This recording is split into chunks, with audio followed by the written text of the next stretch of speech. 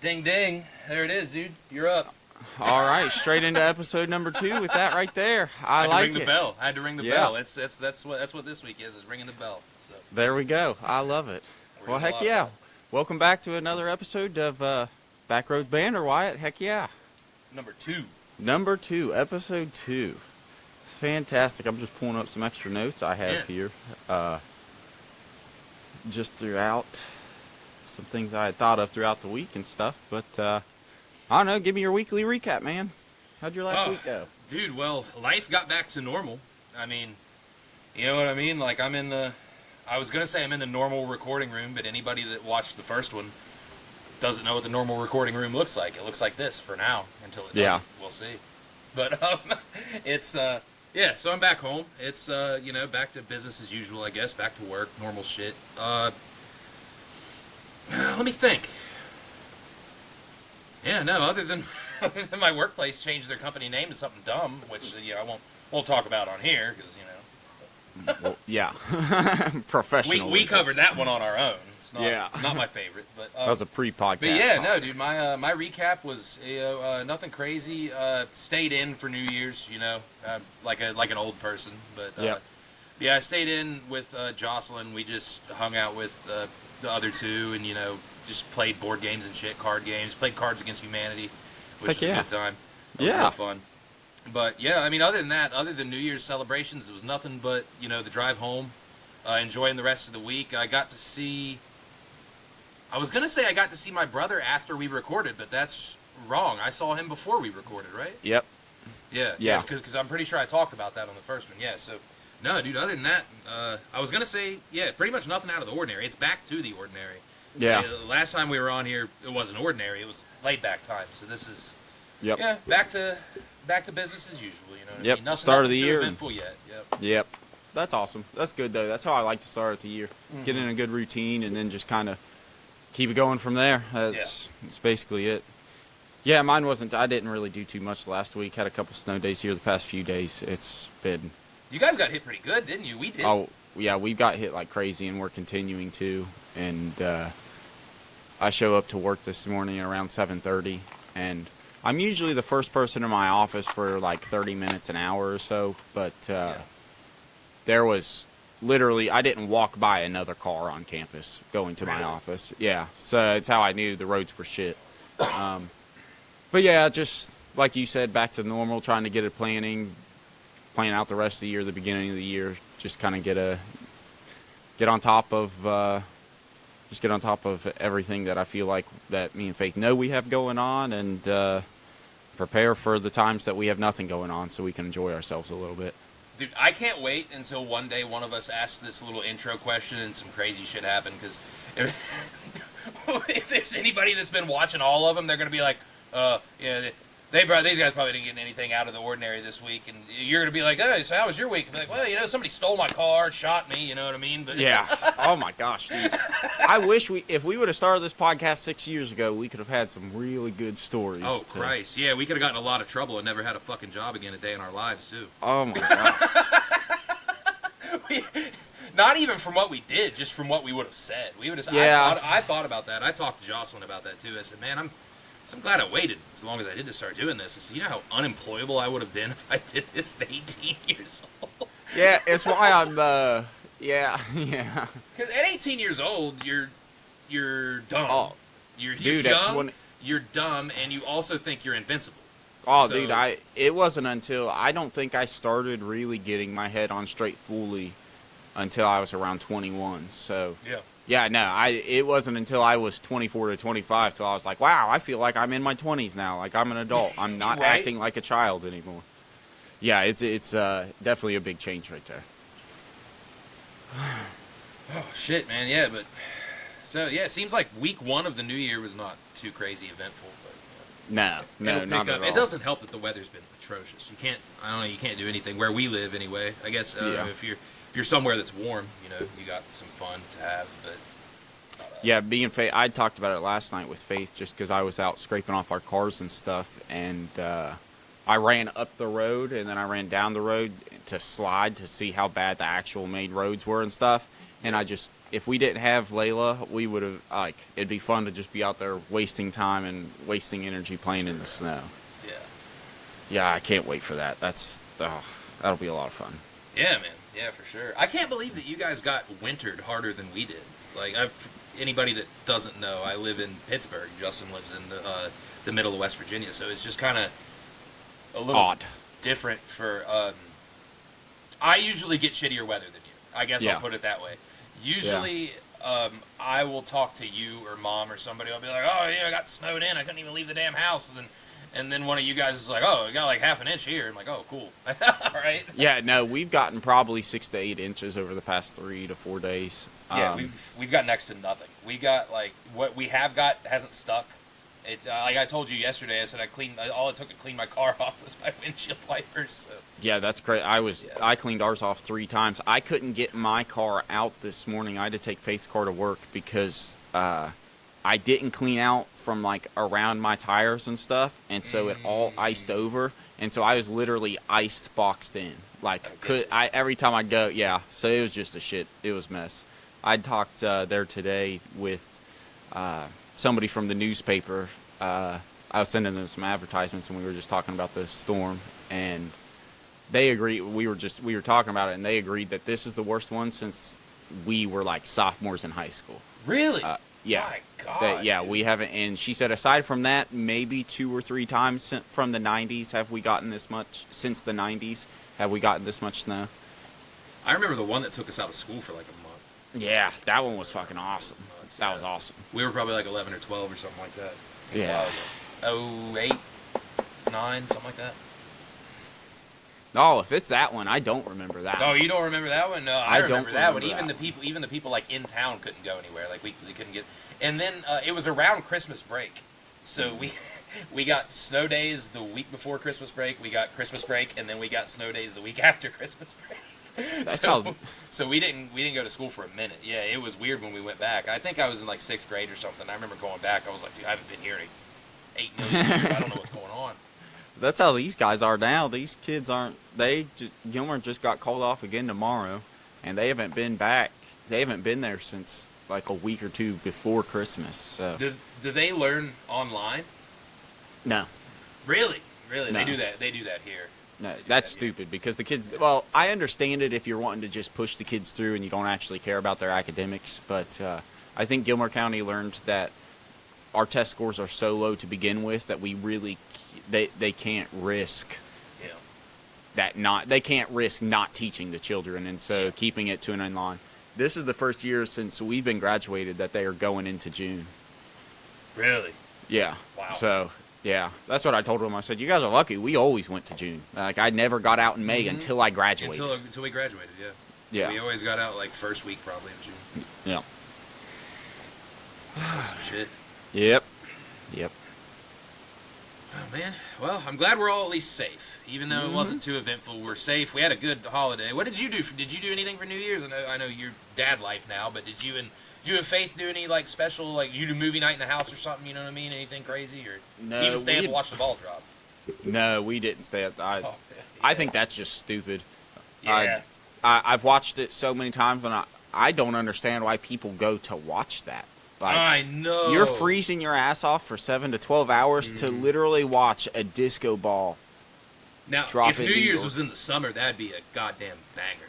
It'd be That'd awesome. be the place to be. Well, what's funny is I went down a rabbit hole because I found that I had seen this video, and it was just talking about like New Year's celebration. Bro, there's everything from a pickle drop to a potato drop to like the freshwater fish, the crappie. Super popular around here. There's a crappie drop in one of the states where they drop a giant crappie like 10 feet down, and it's got like lime lights all around it, so it lights up whenever it hits it's just cool. There are like it seems like every state has multiple traditions in terms of like their New Year's ball drop, and every single one of them, just because they're kind of low key, have me 10 times more interested than watching the New Year's ball drop. You know, It's just. I don't know. I'm just not that interested in it anymore. No, it's seriously only like something to do if you're just already up. Yeah, or if like, it's a big party. It's not something to stay up to do. Yeah. Yes, I'm I'm for it if we're like, if you're at a New Year's party, you know, because then it's more of a celebration and it's a moment to pause the party and everything. But being at home and shit, like, nah, it just wasn't worth it. Me and Faith just stayed up. We each built a Lego set, played some chess, and that was about it. We just hung out until probably 11:30ish, and we were like, oh, Happy New Year, and then went to bed. Yeah. Yeah, Man, nothing too crazy. Y'all are older than me, dude. Me and Jocelyn just stay here and watch movies and drink. It was a lot of fun, though. We haven't... I mean, I drink a little bit here and there with golf or now with this podcast and stuff, but I don't... Faith hasn't drank since having Layla, so it's going on... Well, since she got pregnant, yeah. Yeah, since she got pregnant, so fuck, it's been going on... It's been a minute. Year and a half, yeah. Been crazy. Yeah, I've been drinking a lot less. That's the thing I've been doing for a while now. It's the thing I've been doing since I started going back to the gym, because I was like, man, if I go to the gym and I'm drinking as much as I used to, I'm going for nothing. Which I still eat like shit, so I'm kind of going for nothing, but yeah, I feel good. I go in there, I feel good, I leave, I'm like, shit, I did something today, I'm going home. And it's also, on top of that, it's if you're not changing your lifestyle, first of all, if you're okay with your lifestyle, that's fucking happy for you, cool for you. But if you're if your lifestyle isn't awful and you just add in that routine of that daily gym, you're literally like, that's awesome. That's a great additive. That's a lot. Yeah, even without changing anything else. So I am trying to change stuff, but what I've learned because there's been a few times the past few years that I've tried to change stuff, but where I fucked up every time, except for this one, is I try to change everything at once. Yeah. And that's just, like, it's a thing that if you have to, then, yeah, power through it. If you're one of those people that can, more power to you. That's awesome. But normal, like most people, I don't want to say normal people, that sounds like I'm being shitty towards the other one. Most people, especially adults that have other shit going on, I think kind of operate better chipping away. But you kind of, like, you got to keep chipping away. You know what I mean? Like, you can't change one little thing and then keep it and then never change anything else. But that's kind of been my thing since I started going, was like, all right, I'm going to go, and I'm going to keep going. A few weeks later, I'm going to change this. A couple weeks later, I'm going to do this. Kind of like tackling a thing at a time. Like, I wait until this becomes routine. Wait until the gym becomes routine. I do something else. Yeah. And it doesn't even always have to be something else for my health. It's like, this was another thing. This was, the whole podcast itself was another thing. So it was like, gym, focus on something else. And the something else was like getting out, socializing, not being stuck in here all the time. Did that, that worked out well. Working out well so far. Fingers crossed. And then, I'm enjoying it. And then, the next one was just like, all right, well, I got to find something else to do. And then this little project kind of stumbled upon us. We're like, okay, this is something else. And then once this becomes routine, there's going to be something else. And then it's just every 3-4 weeks, just add something different. Just don't, like, my advice to anybody that's trying to change a lot of shit, don't do it all at once, man. It's too much. You're probably going to get overwhelmed. And you're going to say, fuck this. Why am I doing any of it? And you're going to stop. Because I've done that I don't know how many times. But this is the only time that I've consistently stuck to what I'm doing, and it's because I'm doing just one thing at a time. Yeah. You can only do so much. You're only human. You got other shit to do. You know what I mean? There's only so much stuff that you can control and keep track of at a certain period of time. So yeah, for sure. Yeah. Yeah. I've really learned that myself, not just with, my health is my health. I've not really changed anything. I'm doing what an average person does, I'm assuming, in terms of staying healthy, exercising, eating, trying to eat right, aside from sugar. I'm a sugar-aholic, basically. But just the pattern itself and getting into a routine. This past year, since switching jobs, that's really been the biggest thing for me, is figuring out what projects I want to work on and not overwhelming myself with too many. So the first was that magazine, and though that magazine wasn't a side project, because I took so much responsibility on it and over it, it really gave me something to just focus on for, a good solid 2-3 months straight. And from there, it went from the coloring book to then wanting to do periodically write a few sentences or write some bullet points for some ideas into the regular book, and then doing this podcast, the t-shirt business, all this little side stuff. It's really, this job's helped me plan out and maybe take more time on each and do exactly what you were talking about, not overwhelming myself with it. Because I know, like, whenever I was surveying, I constantly just had a million ideas running through my head, wanting to do this, trying to start this, or just getting overwhelmed because I wasn't able to produce anything that I wanted to, because whenever I did get home, I was too lazy or this and that. And so, like you were talking about with the gym, just taking it one step at a time, focusing on this one thing each day, a little bit each day, and then, like, right now, I'm thinking, so like the coloring book for me is a big one because I've almost got that done. And looking at that, I was like, man, I've got like 10 to 15 hours into each page because it's just basically line art. So I'm building them one thin line at a time. And it wasn't until I was probably 3 months into them and I looked at like all 15 pages that I've got done. And I was like, man, you know what? This went from a little side thing just to throw on social media at first to like an actual from a project, and now it's an actual piece of art and something that I can present, or one day we'll be able to present whenever it gets finished. And yeah, no, I love that advice. Just slowly introduce yourself into whatever it is that you're interested in, or that you want to devote time to, you want to get better at, or you want to help yourself at. That's definitely a better play at going about it and just accomplishing self goals. I really think so.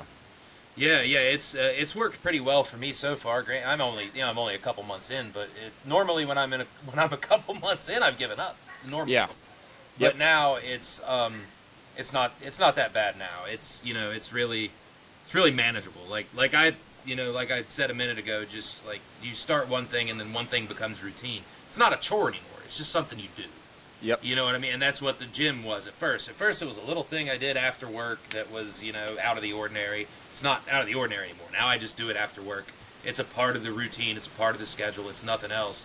So now it doesn't feel so crippling to add another task, because that's all I did the first time.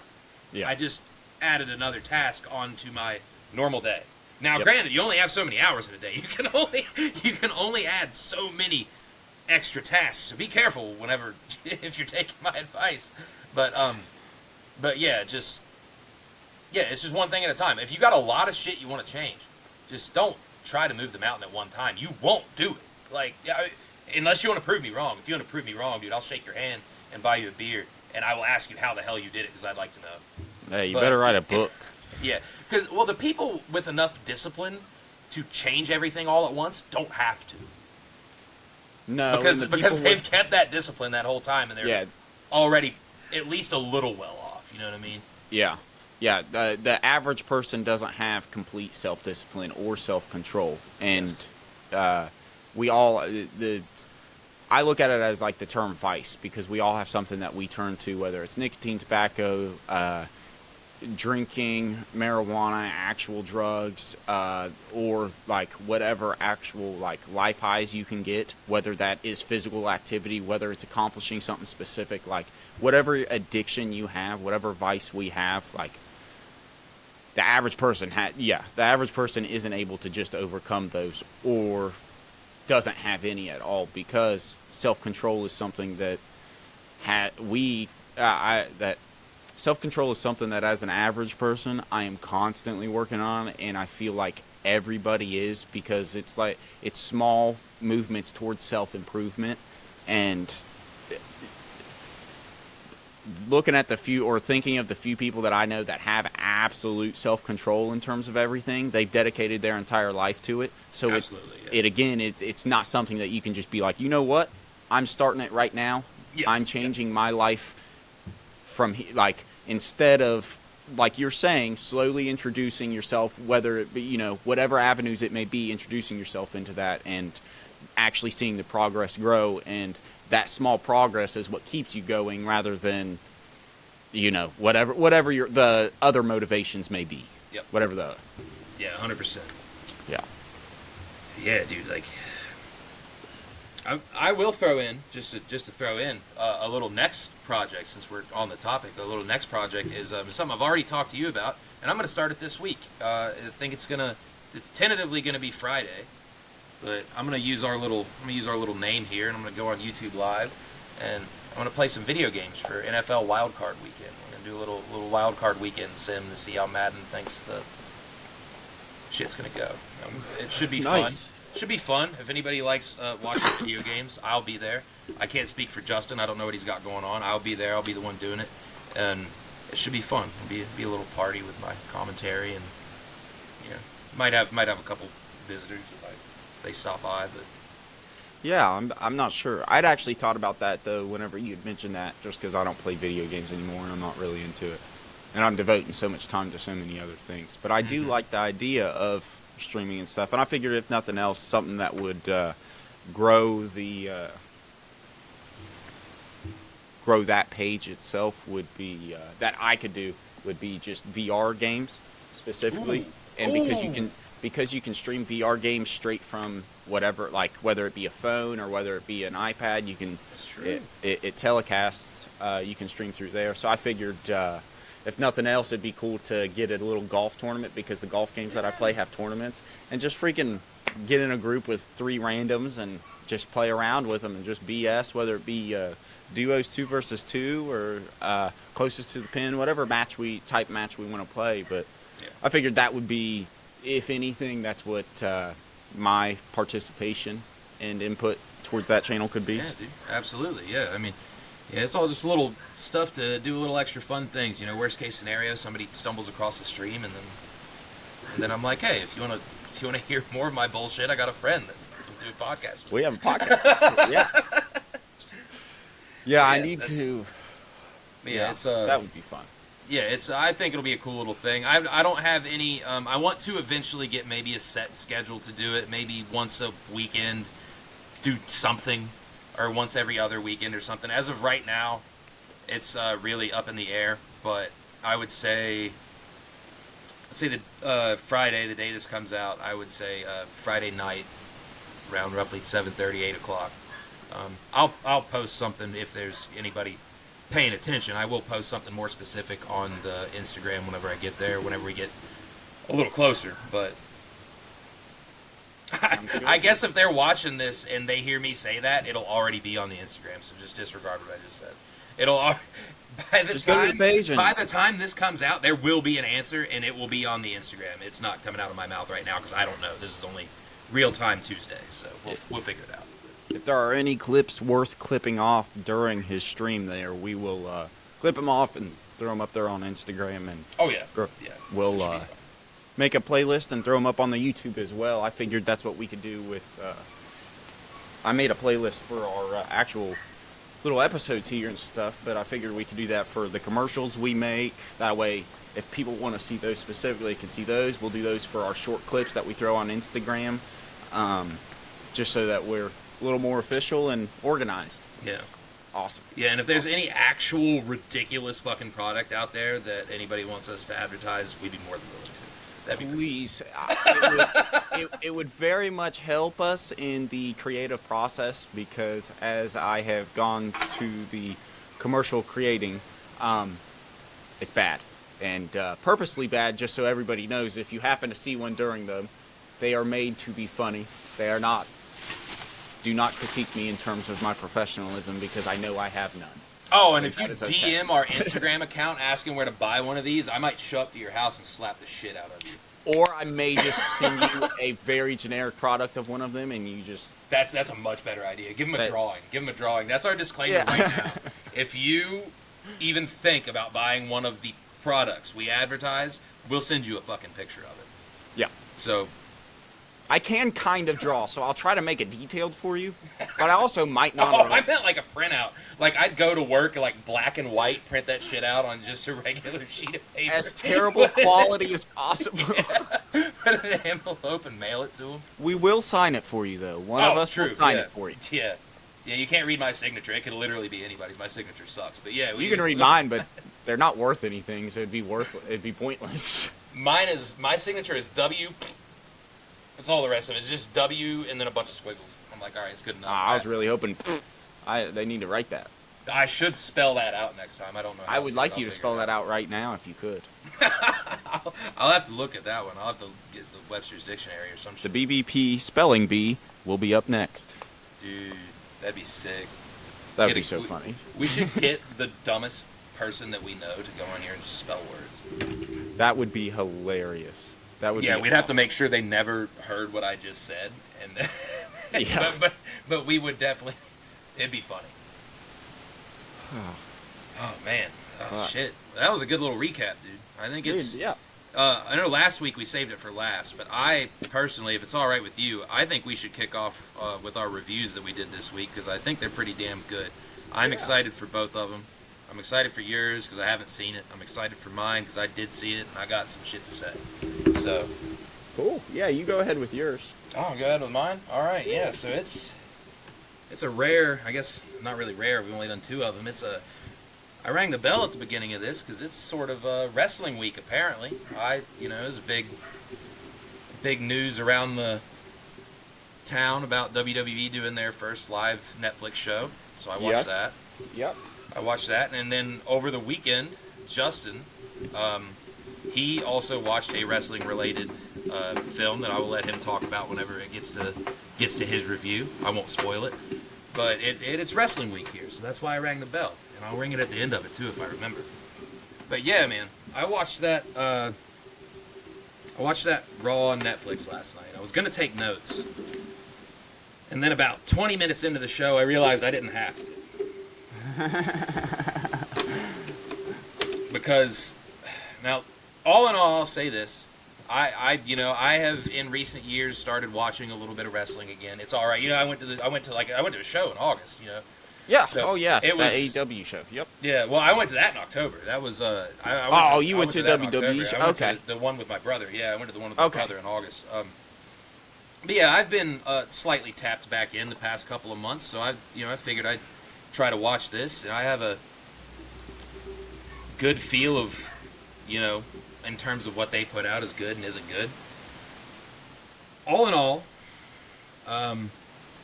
compared to the last, 5-6 years, it was pretty good. It was a good start. It was fun. It was too goddamn long, and I knew it would be. I'm leading with that because I texted you about it yesterday. I was like, I got to review this because just the little news that I've already seen, I know I'm going to have a little bit to talk about. So I already kind of knew what to expect. So the first thing I see is that they said that, when you're on cable television, you only have a certain block of time that you can have your shows in. You got to start here, you got to be done by here. Yep. On Netflix, it's not what it is. They have, I don't want to say an unlimited runtime, but it's pretty much 8 o'clock to whenever the hell they're done. When I heard that, I said, oh boy. Yeah. This is going to be a fucking doozy. This is going to be theatrics out the ass? It's going to be an hour-and-a-half show that's going to get dragged out into 4. And it was 3.5. I think it got done. Holy shit. I think it got done at 11:15, 11:20ish. That is fucking retarded. It only had 4 matches. Now, granted, just to pause for all of our listeners, I'm not into wrestling, not anymore. I tried watching it. I got my own thoughts. I can give those in a minute. But we're saying holy shit. The match wasn't on the East Coast, though, so it wasn't midnight when they got out, at least. That is true. It was at the Intuit Dome, the new Clippers arena in Inglewood, and that thing was fucking crazy. Well, that's actually the Clippers are one thing we'll talk about later. I want to bring them up. I've had some notes on them for a little bit, but they are on the match was on the West Coast, so they did get out at what fucking 9 p.m. basically. Oh yeah, for them but it was nothing. They were in there in terms of people in their seats probably since 3 or 4, filling in and stuff, and then to have your show start at 5, that's retarded for a match. And you said how? I'm sorry, I didn't mean to interrupt. How many? They only had 4. They only had 4. They had 4. I thought they were gonna sneak in some like surprises or something. No, the only 4 they advertised were the only 4. 3 of them were good. Three of them were at least okay. The main event was good. I enjoyed the main event, but I'll get to that when I get to it. So they, but yeah, it was entirely too long. It started with a big video package on like the WWE's history, which was funny as hell because it was basically just a recap of like how it used to be a lot more bullshit than it is now. Is basically what it was. Is basically like they talked about like the old days, how it was just good guys and bad guys, and they're like, now we've evolved past that. And then I started laughing a little bit too hard to like listen to the rest of it. So the intro package closed up, and then it was like Triple H standing in the middle of the ring, talking about welcoming to the new era or whatever, and he's standing there and talking about welcoming everybody to the new era, and he, which I think is kind of ironic that he wanted to welcome people to the new era, and then the show started exactly the way it would have 20 years ago with 15, 20 minutes of Triple H. Yeah. And then they set off a bunch of fireworks, and it almost blew his fucking face off because I don't think he knew where they were. Were they ringside? They were in the ring. I don't think he had any idea where they were, and he like walked up to them, and you just saw him go boom, and he like took a step back. Oh shit! But yeah, then after that, after they talked about new era stuff and this and that, then The Rock comes out for about 20, 30 minutes. Because that's new. That's definitely not something that also happened 20 years ago. So it was, I want to say 30 or 40 minutes into the show before they even started a match. Dude, that is so hard for me to hear. Because honestly, like I said, I watched about 5 minutes of it. I just wanted to because I knew you were watching it. So I wanted to at least like be able to have a conversation, hopefully. Yeah. I luckily turned it on for the John Cena part, which, if you're not a John Cena fan because of his wrestling, you have to watch any of his movies he's put out in the past 5 years, and you will become a fan of him because he's an amazing actor, an awesome human being, and one of the most badass wrestlers and athletes to walk the planet. He is awesome. He's a pretty entertaining guy. Cena is awesome, and he's a fantastic dude. Yeah, he's pretty cool. But yeah, I thought it was comical that they preached new era and then gave us not new era, which I'm not knocking on. I like those guys. It was cool. It was a little nostalgia kick, to kick off the show, which is pretty sweet. So it was all right. See, I would feel that way as somebody that didn't watch it but was a fan when those guys were popular. I would feel nostalgic kick if it wasn't fucking wrestling. But WWE wrestling brings back, like, there are no retirees. Wrestling brings back people so often. And because it is orchestrated and, like, they are real athletes, I'm not taking anything away from anything they're doing, but because it is all planned and scripted, like, fucking Ric Flair walked out. Like, I'm sorry. You don't see people 30 years outside of their professional sport walking in like they're the man about to do shit. So, like, it kind of just threw me off a little bit because... Me personally, I think they need to stop focusing on these 20, 30, 40, and 50 years olds because, sorry, if you're a fan of wrestling, you're a fan of wrestling. You're already watching it. So focus more on the new era, like you're saying, the new age era, and those guys. And that's even with me not know. I think I know 2 people. I know the Paul, so Logan Paul, and then Rey Mysterio's son. I know Rey Mysterio's son. Dominique or whoever. Yeah, Dominic, Yeah, so I know him. I don't even know any of these guys. But I mean, like, focus on them, though, and really give them the light because... Yeah, because what are you going to do when your current guys get old? What are you going to do when your old guys die? You know what I mean? Like, no, not trying to seem gloomy. The old guys are fucking old, bro. Dude, whenever I saw a video of Ric Flair walking out last night, I am so pissed off. I woke up this morning and I lost the fucking bid on eBay. I bid on a piece of silver on a 2-ounce coin that was Ric Flair in his pink robe, and it was just a chibi coin, but it was graded PS70, and it was signed by Ric Flair. I lost it by $5. I was so mad, and it was solely because whenever I saw him walk out, I said, he's dying in the next few years. Ric Flair was the shit. Ric Flair was there last night? Pretty sure, yeah. I don't know. Were you was he not? Hulk Hogan was there last night. Was it Hulk Hogan? Yeah. That was one that I was going to talk about, too, dude, because Hulk Hogan came out there. Oh, okay. Maybe it was Hulk Hogan. They booed the fucking shit out of him. Ric Flair was probably on a podcast. I did see that they booed him. That was on social media. I didn't hear it, though. Was it loud? Dude. Yeah, I couldn't hear him talk. That's awesome. There were certain points where I couldn't hear him talk. He's just like, yeah, brother, and then, like, all I heard was, like, something about, like, tag team partners and brother this and brother that, and he's like, the best partner, brother, is this partner right here, and it's Netflix, dude, and he's just, like, and then he's like, trying to plug his, like, beer brand. He's wearing his fucking Hulk Hogan Real American Beer t-shirt, which is one of the sponsors on the ring mat, too, by the way. They had the ring mat sponsored out crazy, and in the center was Fortnite. What the fuck? Yeah, they had Fortnite, Netflix, which for some reason wasn't in the center. They were the people doing the thing. If I were them, I would have been like, I'm in the middle of the ring mat, dude. Sorry. That's how this wasn't a WWE thing. This was probably also Netflix. That's probably how Netflix made the money too. Oh, no, you're right. You're right. They probably told them, they're like, you advertise the fuck out of that ring mat or you're not airing shit on here. Yep. I need some money in case this shit goes bad. Yeah. I didn't even think of it like that, yeah. But I'm glad you mentioned it. It definitely was Hulk Hogan who was there last night, not Ric Flair. I was thinking Ric Flair just because I saw that. But that makes me happy. I was excited to see that. I am not a fan of Hulk Hogan.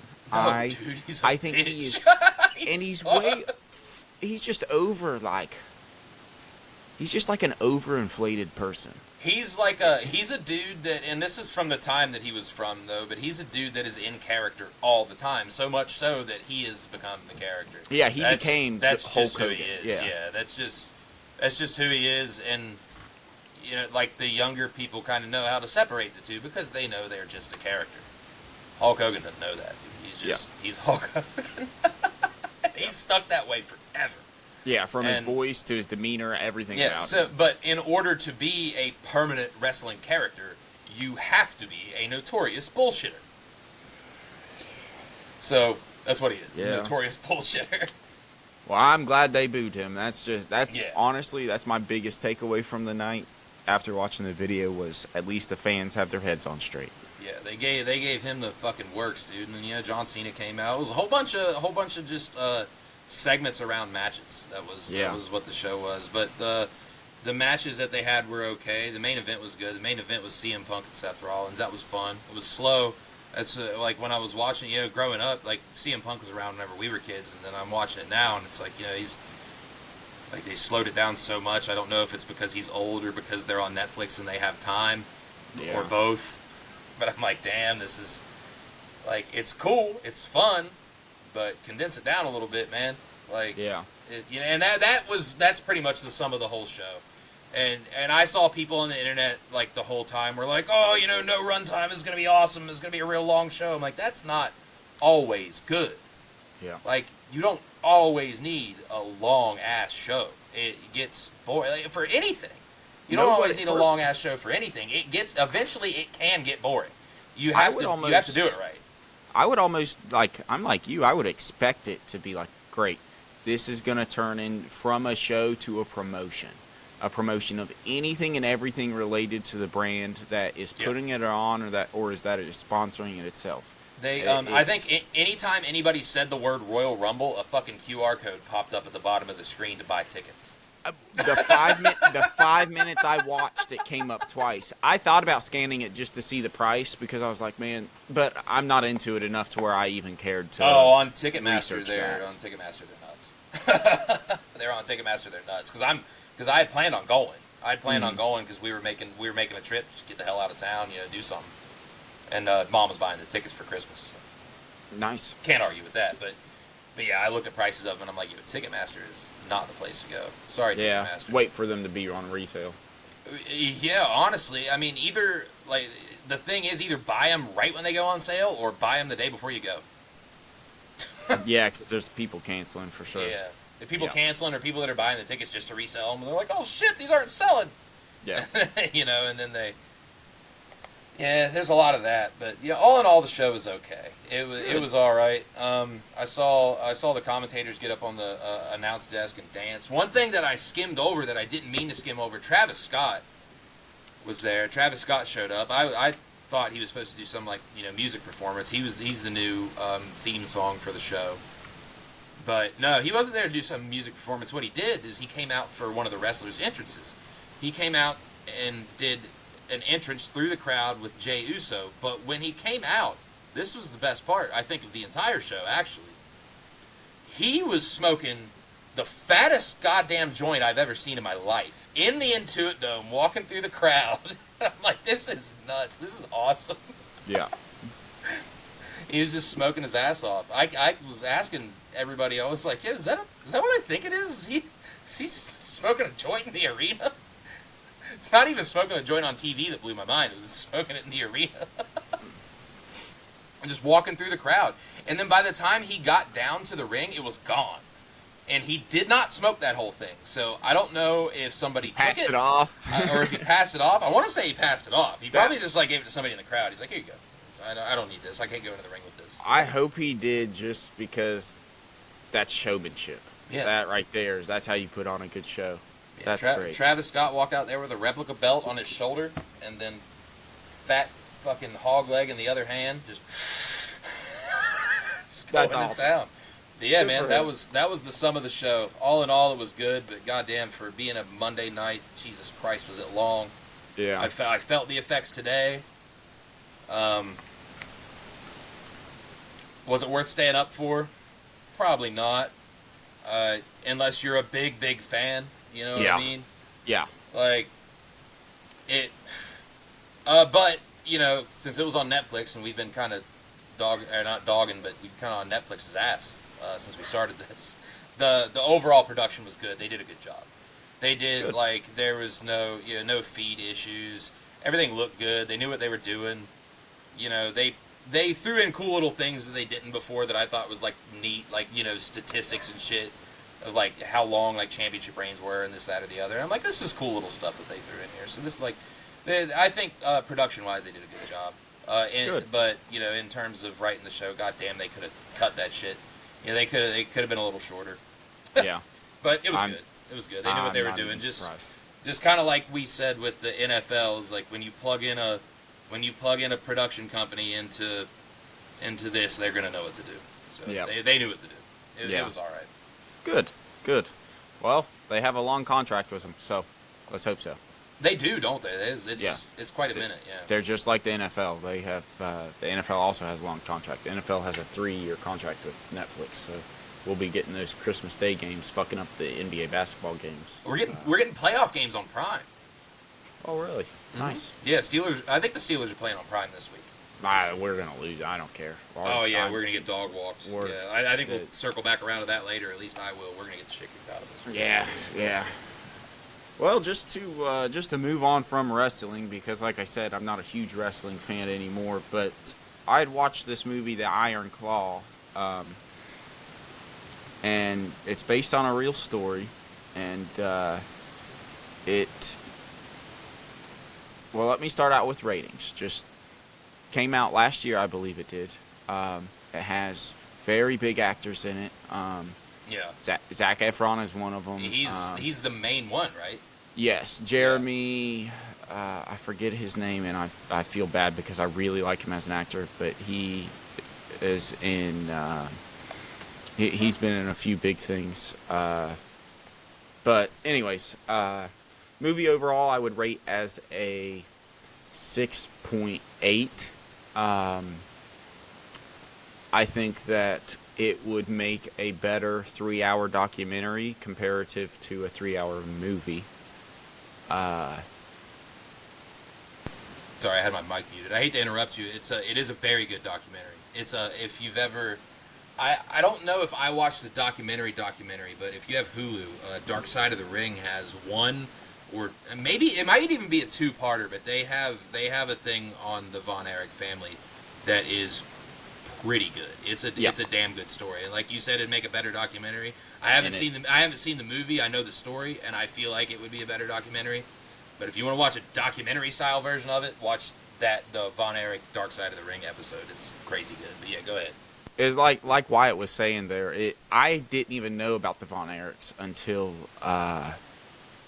until Dark Side of the Ring. Same thing as like I knew of him, but I didn't know the story of Chris Benoit. And if you don't know that, go and look it up. Also a great freaking documentary, a great story. You could watch a million videos on it. All of them are great. Oh, goddamn, they're tragic, but yeah. Oh my gosh, so sad, but it gives you it sheds light on what an average person can face, but what professional athletes face, and especially whenever you're hit with various, now they believe, CTE played a big part, but various traumatic injuries to your brain can change you completely. Yeah, it could fuck you up real bad. yeah, it's just really sad. But yeah, Dark Side of the Ring, check them out. But this movie, The Iron Claw, overall, I'd say 6.8. It was a decent movie. I had taken some notes on it just because I was trying to give it a real review and not just a whatever. First of all, the acting in it was phenomenal. Like, all those actors, you can tell they are real actors. Like, they are fucking masterclass. They all did an amazing job. Their body transformations, amazing. Just because I'm a person that likes to stick to the real thing, I do have to say they got the characters off in terms of size. Like, Zac Efron is way too big for the guy he plays. I think he plays Kevin. He does play Kevin. Kevin's the only one alive. Right. He plays Kevin. Kevin was not that big, and Zac Efron is a fucking monster. This dude, obviously you probably saw the pictures. He's a monster in it. But the movie overall, it portrayed the dad as a terrible guy who kind of forced his dreams of being a professional wrestler upon his family. And though, because his boys were introduced to it as a child, or as children, they don't know any different, so they don't see the negativities in that mindset or in their behaviors, or kind of the behaviors and the patterns that mindset can develop in a person, especially later, teen years, and especially for males. I mean, we've already got such big egos whenever we hit puberty, let alone if you're actually hitting weights and you're giant and you're you have all these other things playing into it. So they just made the dad seem just freaking terrible, and he pushed all of his insecurities onto his sons, which is eventually led to the behavior that killed them all, I believe. I did look this up because I was just curious overall, and there is somewhere that Kevin said that this was a false representation of his father, said that his father was a good man, an honorable man, gave that whole spiel. But that also, again, plays into the mindset of kind of being warped around, this is what a good man does. This is how a good man acts. These are the sacrifices that a good man makes. So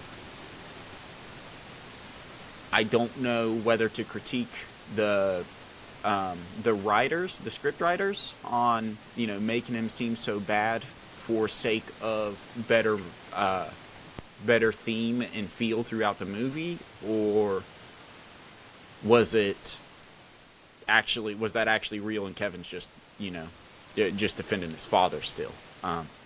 But I feel bad. I feel most bad for Kerry. He's the one that continued to be a professional wrestler up until 1993. They do a good. They kind of glide over it, but they still highlight it at the same time. Kind of his Olympic run. He was an Olympian in the mid 80s. The one that Jimmy Carter canceled us on because they didn't. We were having a feud with Soviet Union, and he thought the Soviet Union was going to attack everybody, so he was like, I don't care. But anyways, so that one specifically, he was a discus thrower, a freaking crazy discus thrower, and weeks before Jimmy Carter canceled and said that the United States would not be participating in the summer games, so he got sent home. Did not get to participate, and transitioned from professional athlete to professional wrestler. Yeah. And that stuck, and obviously went through till 93. He eventually killed himself as well. Shot himself on the family farm. That's freaking sad. Yeah, dude, that sucks. That's awful. But then Kevin has these other families, these other brothers, David and Mike, who also killed themselves. Yeah. Other ways, but still killed themselves, and it's still to the point of they addressed it in the movie as a curse, but it really just it plays into my review of the mentality and the mindset that the dad kind of inflicted on him, and it caused these kids to develop these tendencies to think everything is the worst whenever it's not, whenever it's just it was a really emotional story. Yeah, it is for sure. An hour and a half into the movie, I was like, okay, I could turn this off. And then it got to 2 hours, and I was like, man, how the fuck is this movie over? And then I looked, and it still had like 40 minutes left. And by the end, I was like, okay, they wrapped this up nicely. The only things that I have negative to really say, the Ric Flair actor. That's why I had Ric Flair in my head, because it's from the Iron Claw, the Iron Claw. The Ric Flair actor was dog shit. He was bad. Sucks. He didn't even look like Ric Flair. That's my issue with it. He looked closer to New Jersey side street Elvis impersonator than what he did Ric Flair. Like, it just looks like you took a fake Elvis and dipped his hair in bleach and pulled him out, and you're like, here you go, bro. It was bad. That really upset me. And then also at the end, it was just a really gay, stupid scene. They said they put all three brothers that were dead, like, after Carrie had shot himself. They put him in a boat, and he was just floating down the river, and his other two brothers were waiting on like a little wooden dock, and they're like, "You came to join us, Carrie?" And Carrie's like, "I came to be with you." And like, I'm just like, are you? That's fucking gay and stupid, and honestly, really not like that. If I was the one that was still alive, I wouldn't be too thrilled about that. That's my perspective exactly. Like, it offended me. I mean, maybe he was okay with it. I don't know, but I'm just saying, me personally, I'd be like, "What the fuck was that?" Yeah, that was unnecessary. So, it's just very messed up. Mike and David have some very sad stories as well. Extremely sad stories. I highly recommend anybody that may listen to this podcast, if anybody does, if you don't know them, just check them out, because it really just it could give you some insight from mental health to family issues to childhood trauma to parental neglect. There's really a lot of things that you could take away and you could learn, or not even necessarily learn, but just highlight that. I mean, for me myself, I think about, but I never thought of in that light, and especially as being a parent myself now, it helped me just kind of pull back the reins on my aspirations for my children, comparatively to theirs. Yeah, it's that's like a prime example of let your kids do their own thing. Yeah, and like, if they want to do your thing, then more power to them. But if they don't, then don't make it. Yeah, it was just a good example of like the worst of the worst that could happen. So within that, it was a good movie. It's why I pushed it originally. I had it at a 5. I did not care for the movie. The only reason I liked it was because the actors that were in it, but because they did great. But then once the story really developed and got along, it just makes you want to watch documentaries on them. Honestly, it makes you want to research and learn as much as you can, just so that you can come up with your own kind of conclusion or assumption of like, man, why did all these terrible things happen to a family that had so much possibility of success and honestly tastes of success, like actual success. Like, yeah, they had a lot going for them. They were at the time stars. They were each one of them. Everyone. They were mega stars. They were like the family. You know what I mean? They were the wrestling family. Like if you liked wrestling and even at the time, like wrestling then, it's kind of gone in waves. Then it was, it was pretty big, and that was also before like the internet, where everybody knew the backstage goings on and knew that was back when all these characters, you didn't know if they were characters. You know what I mean? So, and they were stars at their time. So it's like to have almost consecutive tragedies. What, 3-4 in a row? Oh, back to back. Yeah, pretty much. And it's a rough story. It definitely makes you think about some shit. It's like, wow, I want to talk more into the deaths of each children, but like on the hopes of anybody that does see this, I want you to know that each child died from a separate form of suicide, but also all different. Yep. The reasons and causes for each were completely separate, from motorcycle accidents to ring accidents to comas to these. Like each one had a separate path that is so unique that it really just draws you in, and it lets like I said, I knew about it from Dark Side of the Ring. But they did a good job at like making me want to go back and rewatch it just to connect those pieces even more so. Yeah. It just overall it was a very good story. I think it could have been shorter, but I highly recommend anybody to go and see it. That's wrestling for you. It could have been shorter. Yeah. I recommend everybody to go and see it. You kind of before I switch topics or we switch on to something else, you had kind of talked about it was when wrestling was big, but when you didn't know all the backstage schematics. Yeah, you didn't know what was going on. Yeah, right. When the movie first started, I didn't think I was going to make it 15 minutes in because I thought it was just going to be like them them doing their wrestling matches and stuff. But they do a good job at giving you glimpses of the backstage stuff and not like the aggressive stuff or like the plannings between wrestlers, between opponents, the hanging out of like, oh, you're telling me in the 70s and 80s and 90s when these guys they toured together. Like they hung out together. They stayed in the same hotels. Like, and it became it shows the brotherhood of wrestling just as much as like focusing on the fame, or like not just as much obviously, but slightly, and just enough to where you get that kind of idea of, man, there's more to this than just, okay, I gotta hate this guy and this is fake. Like, no, these are co-workers and they develop relationships and they feed off of each other. It was really cool to see.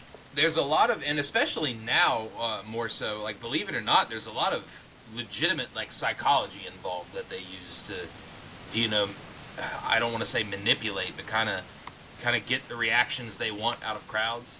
No, I know. They've gotten it down to a science, like quite literally a science. Yeah, it's actually nuts because I had kind of like read into some of the shit. I watched a movie over my holiday break. I watched a movie, The Wrestler, with Mickey Rourke in it.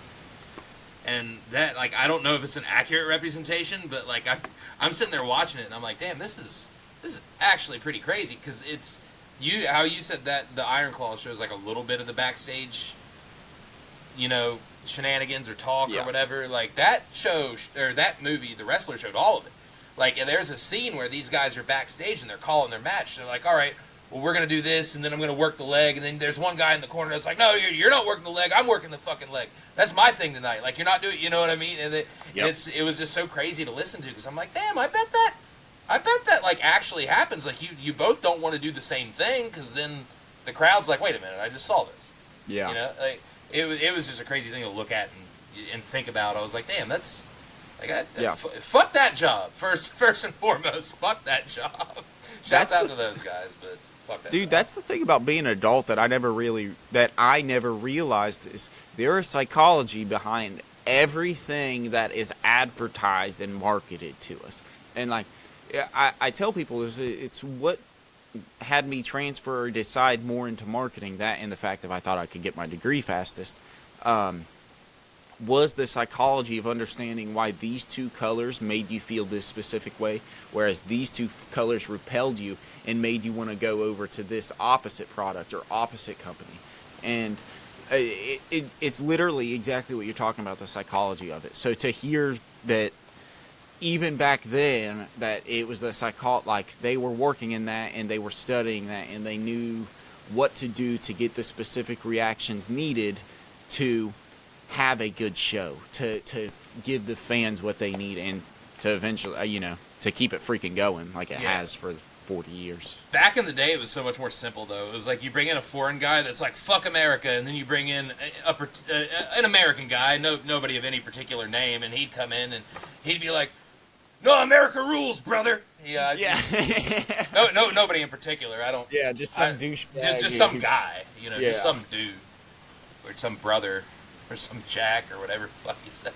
I don't know. Probably but wouldn't have. They've kind of evolved, and they're like, all right, we gotta get people pissed off, and I think that's kind of the whole goal of the show, is like, we want to get these guys to think, like, we want them to think for a second this isn't a fucking show. And there were a couple moments like that last night. I think that's why I like the main event of the show so much, is because there were a couple moments where I'm like, well, yeah, like, I don't think these guys are very fond of each other. That's good. I'm glad that it still gets there. That's why I can't watch it, is because, like, just because I know it's scripted. So even if you do like each other or you don't, like, my mind just plays to the reality aspect of it and isn't able to have that fun, like, draw the line and be like, dude, just have fun with it. Like, right. Characters, I know what you mean, yeah. This is a TV show. Right. Just have fun with it. I see them as, oh no, these are real people, and because it's a sport and they consider themselves professional athletes, I'm like, the script at least has to be hidden. Like, the NFL tries to hide it now. Right, like, they try a little bit. Yeah, sometimes they don't. Unless you watch a Chiefs game, then they're like, all right, here it is. You want to read it? They've had that damn near all. Yeah, well, we'll see that here come February. That's true. That's true. I was going to say we'd see it this week, but we won't. They get first-round buys. They get first-round bye, and everybody's going to see it in February a few times. Or at least saving them till the third act. Yeah, literally. They're like, you guys are the main villains. No, yeah, they're the last-minute run-in. Oh, yeah, that was a hell of a review segment. I was really looking forward to that, and I think that was nice. That was fun. That was a good time. I think the review's good. Awesome. Thanks, man. I was hoping you would like it. I'm hoping you go and watch it now. I think the what is it? I'm hoping you go and watch that movie. I am going to watch that movie. I am going to watch that movie this week sometime. Yeah, especially because I saw the Dark Side of the Rings version of it too. So I think I'm going to watch them both, like, back to back, compare the two, and see what. Yeah, I want to see what. And I'll talk about that next week if I get around to it. Cool. But what I want to get around to first, just to sprinkle this in here, we talked about it last week. I got to find that goddamn 200 Cigarettes movie, dude. I looked for it a little bit, but you can only, like, illegally stream it, and I didn't care enough to, like, check all these sites and try to, because you can't even buy the fucking movie online. Dude, I have a retro game and video store near me that I think might have it. I think I'm going to go out on a hunt this weekend and try to find it, because I really want to watch it. The name's funny. The cast is pretty cool. It's supposed to be a funny movie. And if you're supposed to be a funny movie and the name of the movie's 200 Cigarettes, I'm like, yeah, I can relate. I'm not going to lie. If you want, I could... I don't know that he'd get back to me. I know he's really busy this time of year, but I could text Ben Affleck and ask him. It's no guarantee. He is busy. But we could try. I think you should definitely do that. That's fucking sweet. It may be such a bad movie that he bought all the copies and they're just hidden in one of his basements. Fuck this. Yeah. Oh man, yeah, that was all I had to say on that, though. I think we should crack into these sports. Okay. I got something to say about these sports. First off, the NFL. I love football. I do. The NFL needs to really, really, really, really reconsider changing the seeding of the playoffs up, dude. This is fucked. So, and what they do, right? Every division winner is guaranteed a spot in the playoffs. And then they have the wild card game. So they have I think it's the 2 best division winners get a bye. And then I'm looking at the standings now. So yeah, and then it's out of the people that aren't first place, the 2 best not first place teams get wild card spots. So get this. The NFC has a wild card team, a team playing in the first round of the playoffs, a team that did not get a first round bye, that is 14-3. Is that the Broncos? It's the NFC is the Vikings. They're a wild card team because they're in the same division as the 15-2 Lions. They're like, how the fuck? I mean, the Eagles are also 14-3, but if you just do best records, which is how it should be, 95% of the time, a 14-win team should not fucking land in the wild card round under any circumstances. No. That's crazy to me. Like, that's fucking nuts. 14-3, didn't win their division. That's fine. You get stuck in a division with a powerhouse. But 14-3 and you're playing round 1? Yeah. Rethink the shit, dude. Do something different. That's what the NBA used to do that. It was the 4 division winners got seeds 1 through 4. And there was always at least one division that fucking sucked. And so there was a 4 seed that was garbage that should have been a 7 or 8 seed until they redid it. And now they do it like they do it now. It's just 1 through 8, which is great, which is awesome. The NFL really needs to think about just your best teams. If you win the division, that's great. You get a little division champion thing, that's cool. If you have the best record in your division, you get that. That's awesome. But 14-3 and you're playing in the wild card fucking round? Yeah, they're just not thinking, or No. whatever their logic is. It's not logic. It's bad reasoning to it. I have a lot of issues with the NFL right now. Honestly, mine more so thinking on it though. They do apply more to player issues or to organization issues. Yeah. Not so much the NFL. I just think the NFL's weak. I think the play calls are too weak. I think celebrations are fucking I think nobody should ever get in trouble for a celebration unless you actually cause harm to somebody or actually inflict some sort of damage. Like, I consider emotional damage to be real. But you better actually cause provable emotional damage. Yeah, so, like if you're gonna flag somebody, that somebody better be fucking somebody's wife. Yes. Right. You can't just. It's just too weak, and overall, that's what kind of plays into my complaints of it. But we can talk about that anytime. Mine aren't specific. Yeah, so we can make a full episode bitching about the NFL sometime if we want to. Yeah, I could talk about sports. Sports are like politics and collectibles. I could talk about all 3 of those, and golf. So all 4 of those topics, I could talk about all day long. There's enough going on. So yeah, that's just retarded, and I agree. They need to fix that shit. They need to prioritize the people that are actually doing good, because that's the whole fucking point. Why would I care? First of all, this is one of the best in terms of overall seasons. There's a lot of teams that never do good that did really well this season, and to hear that, for example, I didn't know that because I'm just not paying attention to the games. But it's just you're screwing them. It's all that effort you put forth. Hey, bro, you could have been 10-6 and done this. The? Yeah, straight up. Why'd you guys try so hard? That was dumb. I'd like to see where the other wild card team is. Washington at 12-5 in the NFC. So they could have lost 2 more games, and they definitely would have been fine. I'm looking at the rest. I'm looking at the rest of the records right now. They could have. I don't know how they did against Green Bay this year, so that would have been the tiebreaker. Green Bay was 11-6. The NFC North was a goddamn crazy division.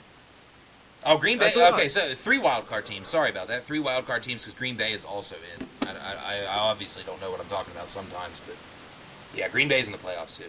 But yeah, 11-6, 14-3, and 15-2. That's the 3-2-1 of that division. That's a good division. We made the playoffs with less this year. And every other year that we make the playoffs almost. That's awesome. Yeah, see, that's what I'm saying. You don't get that. Why are you fucking, like... I don't know. Like I said, I could rant about it just from a generic standpoint of that's unfair. Like, that's just simply unfair. And that's just... It's crazy. It's crazy. I don't know...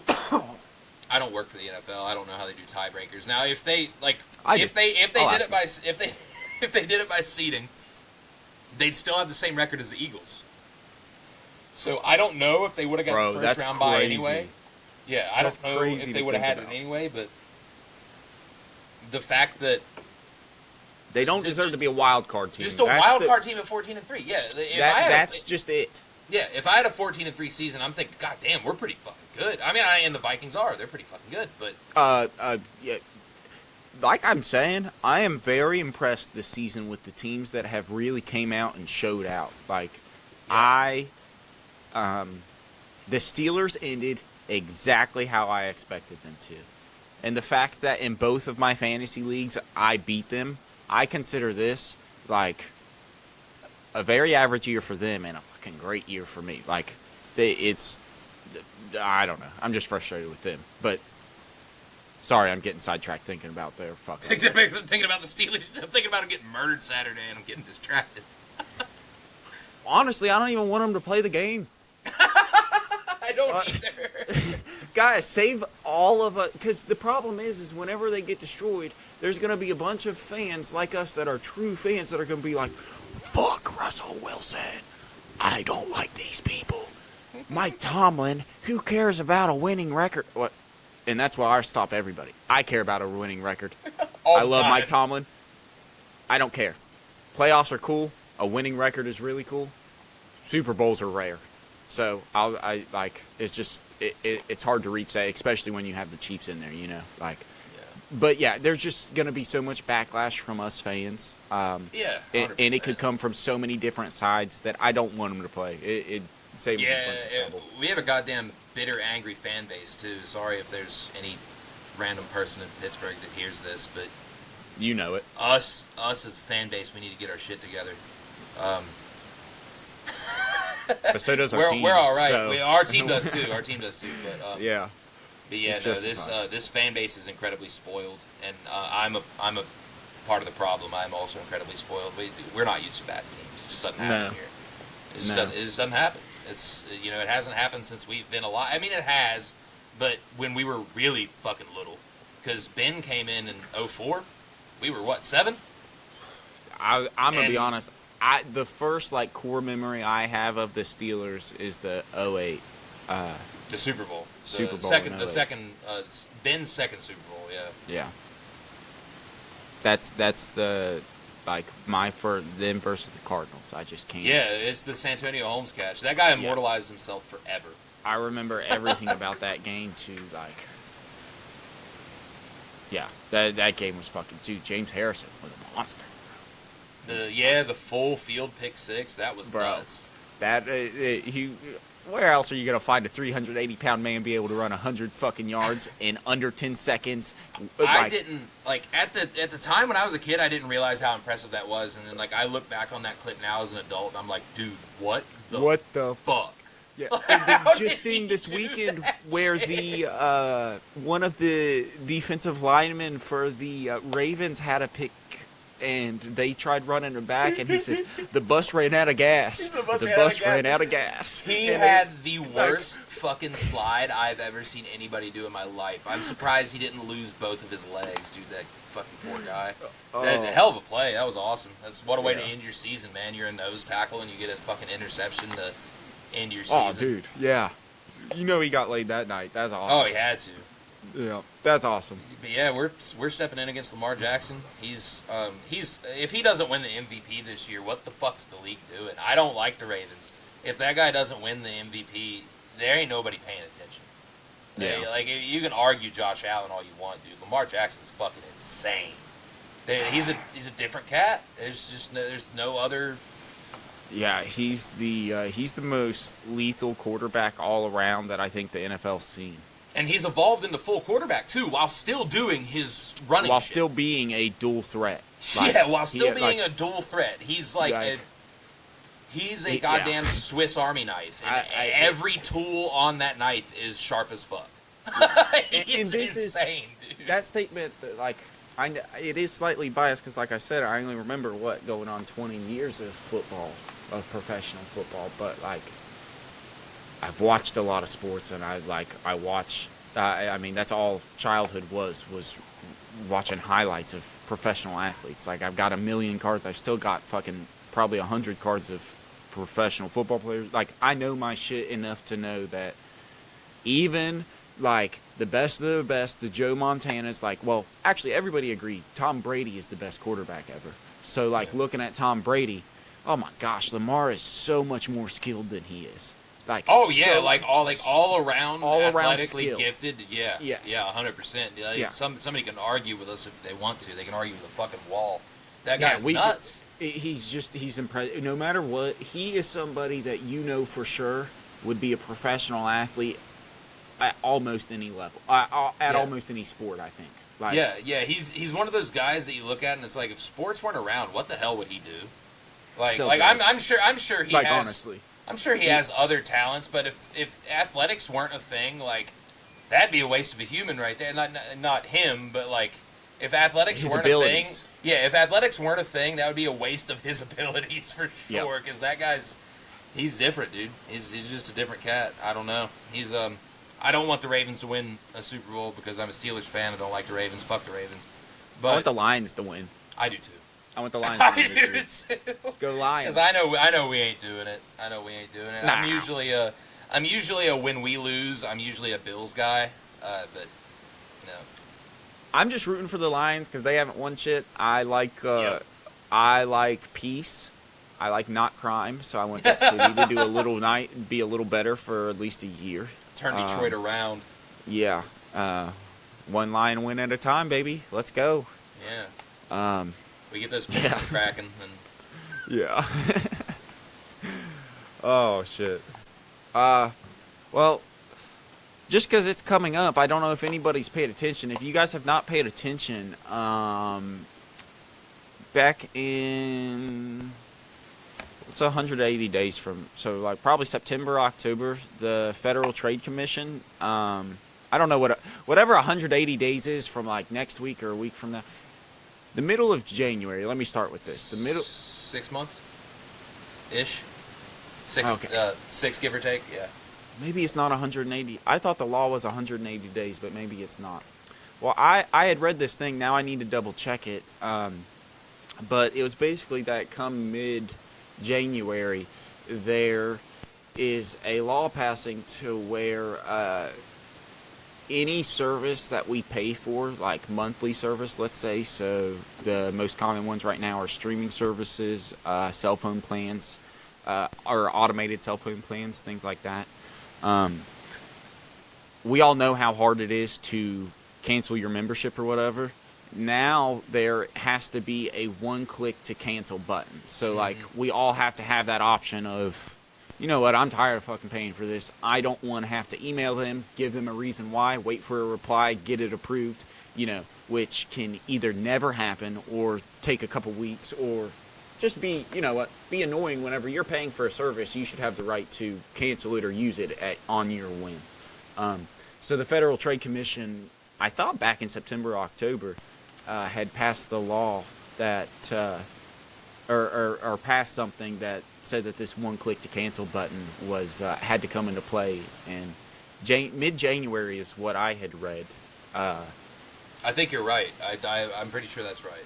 Okay, then I don't know what day, but yeah, but that sounds right because I've seen the same thing you're talking about. Yeah. I think that's awesome. I was really glad to hear that, and I wanted to bring that up just because if anybody does watch this and you don't know that, this will probably be out by then. And and unsubscribe from everything.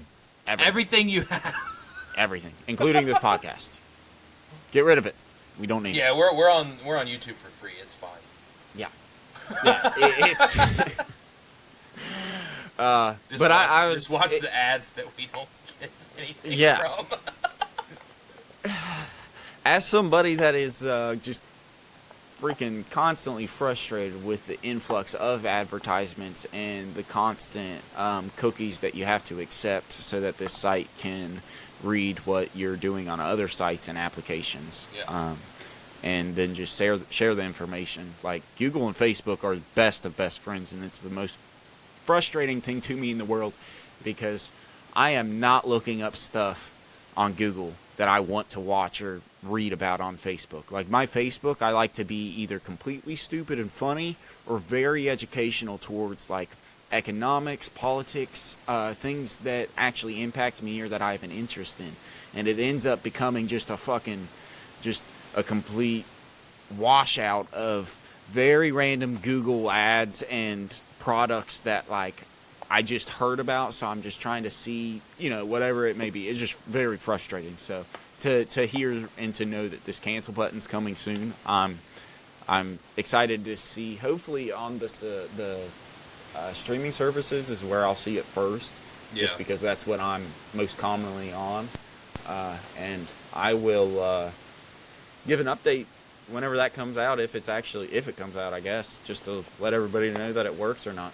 Yeah, we're just gonna go cancel our shit for shits and giggles, just to see how. I've been trying to I want to cancel a lot of the streaming services, anyways, just because I watch so little TV now that I'm able to actually, like, I don't need all 6 streaming services, and I don't spend enough time at home. It's just a waste of money. So even if it's $3 from each of those a month, it's $3 more in my pocket, and they don't need it. Right. Yeah, especially if it's not getting used. Like, if you get your money's worth out of it, then that's a different story. But if you don't, then it's definitely not worth the hassle. Looking for something to change the waiting game when it comes to eating hot soups and foods? Can you think of an occasion where a fork just won't do? Well, I have just what everyone has been missing on those sick days in bed. Introducing the Spooner. This is a revolutionary utensil that holds both broth and soup contents in one bite-sized tool. With a handle on the end, shovel-like bucket on the other, this gives the user the ability to slightly soothe the soup to a cool temperature before intaking it. The Spooner. For when a fork and sipping just don't work. Sorry for that brief intermission right there. I hope you enjoyed that commercial from that very fine product that is absolutely not real. Oh, sure it is. Cool. So in terms of making, like, talking about those commercials now, making them, the topics can literally be anything. The more fun and outrageous, the better. Like, while we're working on that hunting call one today, I thought of another one that was an energy drink, and, like, the slogan for it is, do you want to sound like a bear on caffeine? Or at least I do want to sound like that, actually. I would like that to be I like the bear on caffeine to be the intro sound off for every fucking recording we do. But it's just stupid stuff like that. Like, so anything outrageous, and I have a few more just wrote down. But they can be anything. I have a screwdriver, a driving gadget, a cake slicer. This is the cake slicers. The cake slicers. The cake slicers are for the people that are too lazy and too inaccurate at cutting really equivalent pieces of cake. What do? You hire cake slicers. Cake slicers come and make all the slicing of cakes easy for you by slicing your cake in very, very, very even intervals. You can't get better than cake slicers. It's for all the lazy white moms that just don't want to cut their cake. So you just call me. Or not me. It's not me. I'm not even affiliated. It's not you. I'm not affiliated with them at all. But cake slicers. Check them out. So, like, that's one of my ideas. I have Boober Takes. They're a company that comes and takes all of the messed up meals that you ordered, and they pay you for it. Thermodad, he's a dad that just sits by the thermostat and yells at you when you walk towards it. That's fucking sick. We gotta cut that one out of here and do that one. That one is good. That one is... All of them are good. That one's fucking incredible. We need to make sure that this gets cut out of this, and we do that. I almost think it'd be better to keep it in it, because it'd be a little more reinforcement, like, oh, we gotta do this now. We should circle back around to it later on, when we can do it really fucking well. Well, we should just do it. We should just do it. We should just film it. That's why I was telling you, a lot of the ones that I've come up with are ones that I need to have I need filming. So one was an unconventional trail mix. So like you got just rocks and rubber and like goldfish and like just unconventional shit just poured in, and then I just come up with some jingle for it and I write it out and have it. It's just, I don't know, just anything random like that. Everybody's heard of Surge soda? Well, now comes Splurge soda. Splurge. But I'm not gonna give that. I have a little sentence for Splurge soda that goes with it. But I think I bet you do. It would also be one. It has to be vetted to make sure that it should even be said, but to make sure nobody's gonna sue us. Somebody might have already fucking made that. And then, what's wrong with the name? What's funny about the fucking name? Yeah, so who knows about that one? But anything random, it's really, as everybody just saw, they are very bad commercials, but they are meant to just have fun, and if anything else, a little more editing practice for me, and throws into the humor that is this podcast, and kind of the feeling that we're giving off is we're just having conversations and having fun in it. Yeah, and if you don't like those commercials, and if you don't chew Big Red, then fuck you. That's all there is to that. That came straight from Kool-Aid Man. Yeah, I think that actually came from a movie, and I'm not sure which one. Kool-Aid Man, the movie. But Kool-Aid Man, the movie. That'd be a pretty sweet one too. Yeah, it's worth checking out. 1992. Black Jackson. We should wait until that becomes public domain and make the Kool-Aid Man horror film. I'm sure that's probably very much going to be done, if not already thought of. Can the Kool-Aid Man ever become public domain? He's kind of a mascot for a company. He's not a movie character. All the rest of the ones that became public domain were movie characters. This is a guy. This would be like Tony the Tiger's not ever going to become public domain, even though you definitely fucking took his name and gave it to your cat. So I'll tell Tony the Tiger about that, and then you'll be given a cease and desist. Yeah, see, I was wondering that. No, Kool-Aid Man is trademarked, so the Pitcher Man can only be used within a story for Kool-Aid Man. Huh. What if we change the name? We can surely change the name, imply that there's Kool-Aid inside, and make the pitcher a different shape. Not Kool-Aid Man. Yeah, he could be not Kool-Aid Man. Not Kool-Aid Man. And he just busts through a wall or something crazy, something people wouldn't expect. He busts through walls or something. Yeah, and he says something along the lines of "fuck no" or something like that. I don't know. Oh. Yeah, I think if he said, "Oh yeah," that would be whatever. We'd be pushing the envelope a little bit. But yeah, I think. Oh no! If there's a plastic pitcher of some definitely different colored juice that may or may not break through the wall of a building and scream, "Fuck no!" I think they get that that's not Kool-Aid Man. I think we're clear. I don't think that's the Kool-Aid Man.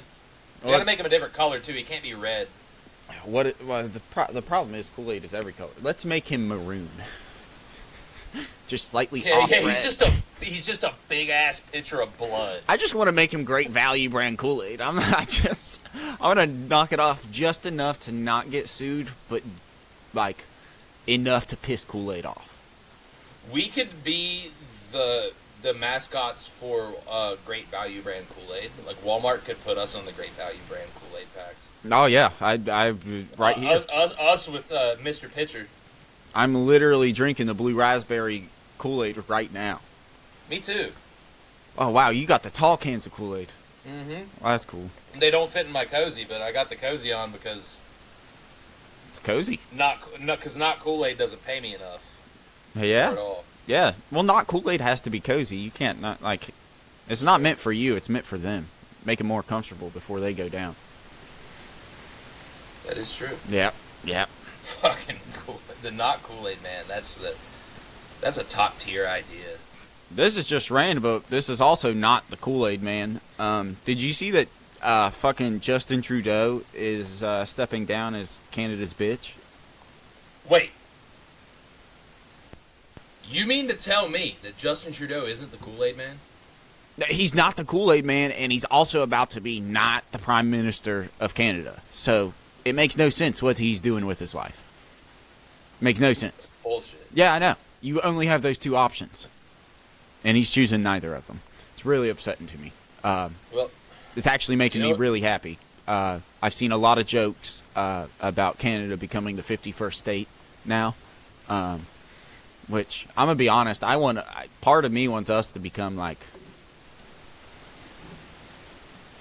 I don't know, North America. Like, yeah, dude. Like, let's just. And we got the Gulf of America down there. Did you hear about that one? I have not heard about the Gulf of America. You haven't heard about the Gulf of America? No, but that is fucking hilarious. That was a today thing, dude. That was, the Gulf of Mexico is apparently getting renamed. That's retarded. Yeah. That's yeah, retarded. Who did we take Texas from? I don't know. Mexico. Oh wait, shit! I got mixed up. You were asking a legitimate question. Yeah, I thought you were telling a joke. No, you were right. It is Mexico. No, it is Mexico. Sorry. So. I thought you were about to say something funny as shit. Like, why the fuck are we gonna take some part of the ocean? Yeah, dude, I thought you were about to shit on Texas crazy. That was gonna be funny as hell. I could, but I actually really like Texas for somebody that's never been there. Aside from their sports teams, I fuck with Texas. It's just it ain't bad. It seems pretty cool. It's where my dad's from. It's where half of my family's from, technically. From, isn't it? Yeah. So yeah, but the Gulf of America, I just find that so funny though. That's so dumb. Oh, it is. That's funny. so dumb. That's absolutely. It is funny as shit. And another thing that's funny as shit is I lost it, but it was so funny that I remembered it. So when we got interrupted a short minute ago, I'm scrolling and I see this thing, and this Detroit Lions defensive back said the funniest shit ever. It was funny, and it was a good quote. And he said, I might butcher it a little bit, but he said, just like pulling up to Chick-fil-A on Sunday, ain't shit open. I was like, oh my God, that's fucking sick. That's awesome. It was just a picture of him on Instagram, and the caption said, like, pulling up to Chick-fil-A on Sunday, ain't shit open. Dude, that's an actual bar. That's awesome. I read that, and I was like, dude, I'm so glad we're still recording, because I've got to sprinkle that in there. Yeah. That's the shit. I really fucking hope they win it all now. Oh my gosh, bro.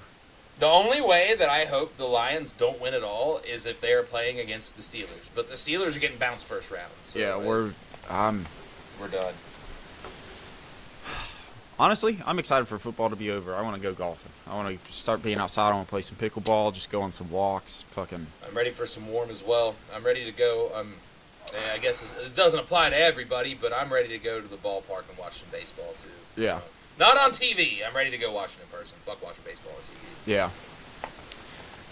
Yeah, I'll probably get a couple games in this season. I usually do. Last year, I only watched one game, which was depressing. I only went and watched one Pirate game. Especially. I didn't even watch one, and I live here. That's funny. It wasn't worth watching. When did you go? June. Oh. No. Yeah, we fell off by then. It was around. Yeah, if you want to watch, us win, because it was summer. If you want to watch us win, go in April. They'll only win for like 3 weeks, and then they're like, all right, you can have the rest of the season. We don't want it. Yeah. No, I don't believe it was early. I'm going to be honest now. I don't even remember. I'm pretty sure I went to one last year, but I may not have. I don't know. We kind of suck every year I go to them. I just go for the fun, like, just because it's a great event to go to. They start off hot, and then by the time the summer rolls around, they die. Yeah. And it's just, like, which is good for, like, if pricing. you care about going to watch a winning team, it's not good. If you care about a really affordable day out and a day of fun out in, like, the good weather, it's really good when we do that. Yep. Plus, you get fireworks. Yeah, if you go on the right day, like, you can pay fucking... Shit, you can pay $10 a ticket, and you can go watch the whole game, whole fireworks show. You can have a whole day out, You know what I mean? Just, for the love of God, don't buy concessions at the stadium. Put concessions at the stadium. Oh, yeah. You had something about that. Let's talk about stadium concessions. Yeah, before I get...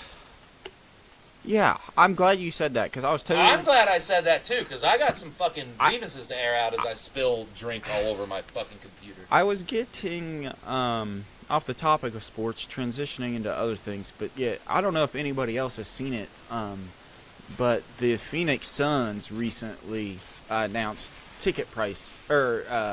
pricing changes to their food, and... I'm going to tell everybody the prices of these, but before I do, I'll listen to Wyatt because I know he's maybe seen the prices, but it's more just, it's to the point that this shows how much professional stadiums and venues screw the average person on top of paying, or at least I know for myself, whenever I go to a sporting event or I go to a concert, I have to look at probably 20 to 30 others because before I, like, force myself to be like, no, I want to see this. Like, I want to buy this. And it's because, like, even if the ticket's $60 to $100, that's a lot of money to dedicate towards any one thing whenever that event is 2 to 4 hours long max. And then you have to tie in, like, as an adult, you start thinking about cost of driving, cost of hotel, cost of food. If you're going out of state, you're probably going to go, you could go shopping a little bit, you could pick whatever the other expenses are. It turns into it for one person, it can be a financial toll. For two people, it's like, it's got to be a special occasion. It can be a special occasion, let alone for a family member. So, like, as somebody that has been to countless stadiums and has gotten food to regular beverages to adult beverages to slushies to anything that you could imagine, that vendors sell, to see that to see them change their ticket prices and charge us so much is absolutely fucking ridiculous, and it frustrates me to no end. So the average cost of some food for what was it, 2 Cokes, or for a family of 4, so 4 Cokes, 4 hot dogs, and 4 popcorns was over. Can I take a guess? Yeah, take a guess. Now, fuck, I hate that I heard a little bit of the words, but I was gonna guess around $125. Okay, it is over. Let me get the exact numbers. Okay, so the Suns owner, I'll give him credit, Matt Ishaba. Props to you. I'm very proud of you. He recently announced... I would tip my hat, but it's enclosed by headset. Gotcha. So, yeah. He announced steps to discount the concessions. So, for a family of 4, you used to spend $98 on hot dogs, water, and popcorn. Now the same... $98 for 4 of each. Now they pay $24. Yes. That's awesome. Yes. 20. Do you that know, guy's the shit. That guy is taking even movie theaters and telling, you know what, guys, you are way, way overcharging for what you're... Which movie theaters I get because that's the only way they make their stuff. But sporting venues, fuck no. No, that is absolutely absurd. And to know that they are still making... Because I was an accounting major for 2 years, so there's always a bottom line or a principal number that everybody aims to make in terms of profit margin. And the fact that he's able to lower it to $24 and they're still making their profit margin shows that everybody is absolutely screwing us. So, like, to go into details, they used to charge $9 for a fucking hot dog. Now it's down to $2. That is damn near the price of a high school basketball game. I was about to say that's close to Costco prices, yeah, dude. Shit. You can't beat that. A 16-ounce water was $8.50, which I always pissed me off because why make the unhealthy drinks, soda, fucking these nasty-ass Powerades, these juices that are just a bunch of sugars and additives and colors, why make them... You can get a 16-ounce beer for $1 more. Yeah, the fact that you are paying less most of the time for bad drinks comparatively to more for water, it just shows. A bag of chips, $7 to $2. A bag of popcorn from $7 to $2. 16-ounce fountain drink from $8 to $2. So, like, all around, just lets everybody know, wow, these people are getting it for the same price that our local McDonald's is getting it for. Why the fuck are they charging 10 times the amount, you know? And whenever I saw this, I wanted to highlight it, and I want to highlight the Suns owner. You are doing amazing work, and I hope others follow suit across all sporting venues, because this is one way to get more people in your stands. This is a way to have the NBA become a family event instead of a social event for friends or for anybody to be seen within the public. Making it affordable for everybody is the number one way to get people in those seats, especially at those live events. That's just awesome. Yeah, that guy's the shit. I'm looking him up right now because I wanted to make sure that he was from the United States before I said this. I think this guy should run for president, and I think he should win. Well, I don't know any of his policies or anything, but if this guy in this market is willing to knock his concession prices down to what they should be, cheers to you, my friend. Hats off, Matt. I'm not gonna butcher your last name, but congratulations, Matt. You're a good job. You're a good job. You're a good owner. Yep. You're the Backroad Banter podcast hero of the week. And, hats off. Yeah. Hero of the week every week, and I think Matt is the first one. Yep. I really think that others will follow suit, because I know I'm not the first to comment on it. I know many other people will, and I know that it's going to follow suit. Like, I really think so. Maybe not to his extent of $2 a piece, but definitely not the price that it is. At least half price. So, I Googled him. You're going to get a kick out of this. He's got a brother. Mm-hmm. Take a wild guess at what his brother's name is.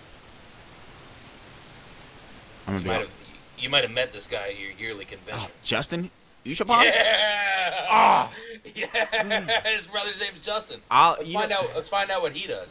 He is part owner as well. So shouts out to this Justin. Well, dude, you guys know what's going on. I'm going to shake his hand at the next convention. We don't meet up till July. It's going to be after my vacation, so probably late. I think I'll probably try to meet late July with the ones that are willing to. And I'll make sure to shake his hand from the Backroads production team, because all two of us. Yeah, that is great. But yeah, shouts out to Matt and Justin. Yes, to both of you guys. You guys are rock, and like I said, everybody else follow suit. Oh yeah, and if anybody else is in on that group that owns the Suns, shouts out to you too. I'm not going to leave you out. I don't know your names. I'm not going to find out your names right now. Sorry, but you guys are good people. You know what you're doing. Fucking. Yep. Run the team and make it all the way to the finals, and then lose to the Cavaliers, please. And then we'll have a damn good deal going. That'd be fantastic, especially the last part of that. But yeah, I love affordability. I love it when economics work in the favor of the fans and the average person. Just gonna transition from that, because this is just politics, and it's just an absurdly retarded thing that I saw yesterday. And I don't know if you or if anybody pays attention, but Chuck Schumer, the giant retarded idiot that has been the face of, or a major face of the Democratic Party for a very large time, he had a statement, gave a statement in one of his many speeches, and he basically said that the only reason why the Democratic Party had lost 2024 was because of one reason, and that one reason being that people didn't focus on all the positive things that the Democratic side and the Joe Biden and Kamala Harris party has done for America. And with saying this, I am somebody that used to be very far right, am not at all anymore. I only care about my opinion sways depending on the topic, because everybody's opinions are formulated based on their own growing up. So I'm no more right than anybody else is, but I'm a lot more open-minded now, knowing and experiencing more than what I did while I was growing up and sheltered and shielded. So within saying that, I came from it from a slightly skeptical point, because I really find that guy kind of scummy, but also an optimistic point of, let's do research. So we did some tallying and some positive and negatives. So we will start with the positives. Joe Biden and the Democratic Party over the last 4 years has invested a fair amount, a couple $100 million, devoted billions, but invested a couple $100 million into pledged, if you will. Renewable energy and everything that comes within that. Now, the biggest issue is that renewable energy, water, wind, solar, all that, it's great, it works. It's not feasible to do long term, especially on whenever you're looking at the power that it takes to run an entire country and use the network that we currently have. It's just not feasible. Everybody knows that. We've had. Yeah, it's also one of those things. I'm sorry to no, go ahead. But I gotta. Yeah. It's also one of those things that it's. I've always said this. I've said, in a perfect world, that's good. You know, because it is. In a perfect world, that's good. But in the real one, I hate to sound like a fucking old person or an asshole, but in the real one, you can't just wave a magic wand and make it happen instantly. No. Like if you can find a good long term, like you said, it's not feasible. Yep. If you can find a good long term feasible plan, I'm no expert. I don't know.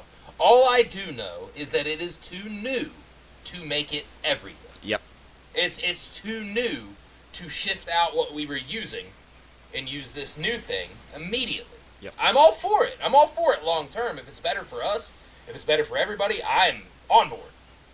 But it doesn't happen overnight. You can't just say, well, this would be better. Okay, let's do that. Yeah. It doesn't work like that. Our power grid It would be nice if it did, but it doesn't. So I don't know the exact numbers, but our power grid, we have been using so much power for decades now that it wouldn't have worked for decades. We could have gotten all this technology now 20 years ago. It wouldn't have worked then because we are using so much energy that we can't completely convert from the conventional fossil fuel methods to these renewable things. And there has been really good improvements. It's one of the things early in his administration, the Biden party, I've made multiple comments on it, positive and negative. They pushed for the electric cars. There's all federal and government, well, federal is government, but all federal vehicles by 2035 are supposed to be electric, or a high percentage of them are supposed to be electric. That's cool. That's 12 years from now. There will be enough. I don't think it's right to say that all of them need to be, for the simple fact of you can't really, we don't know. What it's going to end up being, what I see it end up being, is it's going to be a stretch, and they're going to put a bunch of shit out there that shouldn't be out there for the sake of meeting what they said they were going to do. For the sake of being right. Yep. Like, they won't be like, oh, sorry, this is going to take a little bit longer than I expected. They're going to be like, well, here they are. Right. So you know what I mean? Yeah. Yeah, and but anyways, we'll get back to the overall point of renewable energy. I'm all for that. They've done a few other things that I haven't, because I was looking into it, I haven't been able to get the specifics. I know they've done some good things. My second bullet point in terms of what I've seen come from, or positive things that I've seen come from this party over the last 4 years have mainly been the memes, the skits, and the really, really good laughs that I've gotten from them. Oh my God, I very much appreciate their comedic take that they have on life and on God, I love a good running, joke. Yeah, you're right. running the presidency of the United States. It's not one to run in such a funny way, but they did it great. They played it all the way through to the end. I am happy it ended how it did, solely because the party that won is not a party of the man that won. It is a party of the people that he surrounded himself with, and I think that's why it ended the way it did. But to switch over to the negative things that I just have always been in my mind, because I love money in the economy and silver. I'm constantly looking at all these things, and I'm looking at our dollar compared to other countries' dollar every month, and so inflation is just absolutely fucking ridiculous. It is literally ridiculous. In consumer debt, that is my biggest frustration with it, is because we as consumers are not realizing that, like, wow, we are not in a good economic state right now, but yet we're spending it like we are. We're buying it like we are. We are continuing to have these tendencies that in 6 years ago, yeah, it might have been okay, but post-COVID, especially with all of these things that have happened over the past 3 to 4 years, we're focusing too much on what we want and not enough on the long-term picture, which is what can we really afford and where is it going to help us. So, like, right now, just to put it, everybody's like, oh my goodness, student loan debt is out the fucking ass, 1.6 trillion. But guess what? Credit card debt in the United States is at 1.16 trillion. It is almost at that same. The fact that we are putting just as much, and I'm a part of that. I have. Oh, me too. I owe $1,500 on my card. I am absolutely a part of that. But within that, I acknowledge these things, and I'm aware of them, and I make myself aware of them so that I can hold myself accountable and also know where I stand comparatively to others and what I need to do to improve my current situation. So, next negative thing, all the funding to Ukraine. What the fuck has happened to the Ukraine? So I have a really good comparison, because I was like, how can I put it into words for you, but for anybody that is listening, into the numbers. It's like putting quarters into a gumball machine that doesn't give you any fucking gumballs. That's, if you want to sum it up in a dumb person's term, that's what it is. Well, that's a good way to sum up what we're doing. To sum up the amount that we're giving in comparison, we have given, according to the federal government website, over $61 billion in funding to Ukraine for military support and others. Hey. Oh, so it's like you're putting $100 bills into the fucking gumball machine and not getting gumballs, and you're still putting $100 bills in. This is 2. This is the number 2. This represents 2. So the number 2 country that I was able to find that supports Ukraine is the United Kingdom. Does anybody want to guess what the United Kingdom has given them? Oh, next to nothing. Probably about what I make in a year. Not quite. If so, I would ask for some of your money. They have given them $228,000. I do not make that in a year. But yeah, I wish I did. but let's just round down. For everybody, simple math. Let's round down from 228 just to 200. And let's round down 61 billion to just 6 billion. Okay, so 200,000 goes 5 times into 1 billion. So what is 5 times 60? 300. So we have supported them 300 times more than what the second country in the world, like the second most funding country towards them, has. So what does that say? That means that, okay, there has to be somewhere out of line where there's some deals made or something going on to where this just is not right and not unfair. And especially given to the fact that it goes back to my first point, inflation is rampant throughout the United States. Freaking gas, grocery stores, I don't care what anybody says. They're like, oh, it's better than it was. It's better than it was 2 years ago, but it's still not fucking good. The fact that it cost $80 to come out with 2 bags of groceries from Foodland is absurd to me. Dude, I used to grocery shop for one person. For just me. It was nuts. Yeah, it was a lot. It's just upsetting. But it goes into that more. Another point is their average interest rate is 6.48%. People don't know what that means. But what that basically means is, like, let's say we're adults now, we're buying a home for $200,000, and I get an interest for 6.8%. You're paying a whole lot fucking more over that 30-year term with that 6.8% or 6.48% than what you are with an average of 2 to 3%, which is what it was 4 years ago. Comparing my brother to even our friend, or my sister to our friends like to Kevin. Kevin has a 2% interest rate. My buddy Chris has a 2% interest rate. Why? Because they bought before. People will say COVID, but it wasn't just COVID. There are a million other things, and there's been enough time to where we could the rate should have changed, which technically it has went down about a percentage. It was about, like, last summer it was averaging for new homeowners like 7.5% to 8%, but it's still so high that it's